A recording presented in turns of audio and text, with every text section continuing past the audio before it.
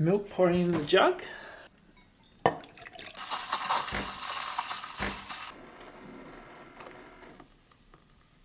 It's okay, we'll let him off.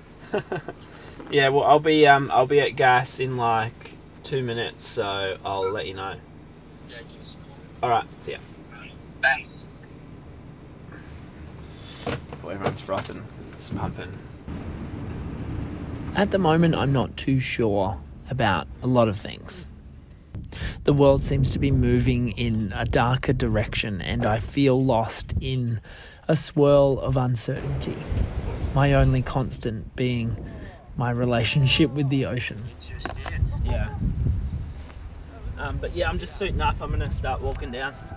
Yeah, obviously out there. Okay, sounds good.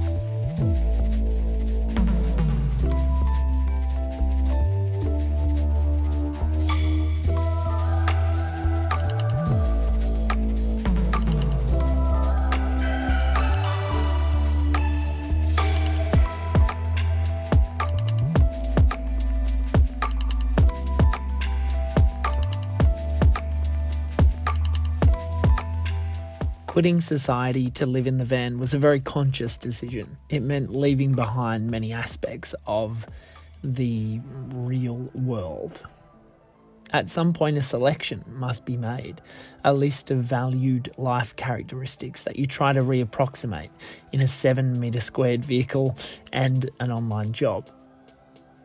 Most fail to be effectively implemented, and I often find myself lost, wandering the beach and seeking comfort in surfing.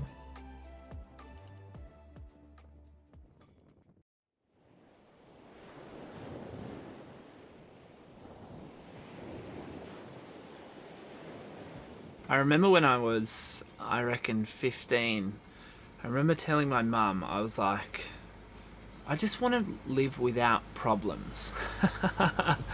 Which is such an unrealistic thing to say. Because no matter where you are, no matter who you are, no matter what position you're in, your problems are always there. And to be honest, as my life has, I would say, progressed, my problems have progressed at the same time to become bigger, more challenging, and require a more adept approach to navigate. So there's something in that. You know, there are times you're in the van where living the dream does not describe it. Like, it's been raining for 2 bloody weeks, and I'm now dependent on the generosity of some really good friends and plugging in their driveway. And there are times when you're packing stuff away and you just get so frustrated with the small space, and something as simple as getting power for charging a camera is at the top of your list. You know, these basic problems. So it can be pretty frustrating at the same time as being glorious.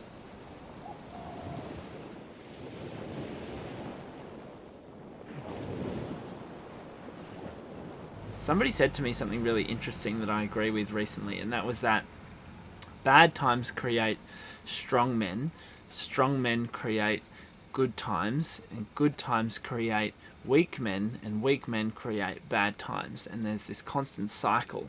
I think we've been living in such a good time recently that there is a tendency for humans, not just men, to become a little bit complacent, to have a lack of perspective as to how good we've actually got it and how privileged we actually are. And I'm as guilty as anyone of that, but it's my determination now to not become weak, to remain strong, and to appreciate these challenges and this uncertainty for what it is, and I think there are opportunities for growth. To be honest, I don't really want to surf again, but I feel like I should, and I'm thinking there's going to be a fun little left-hander. I'd love to take out the mid-length, so let's see how we go. Just a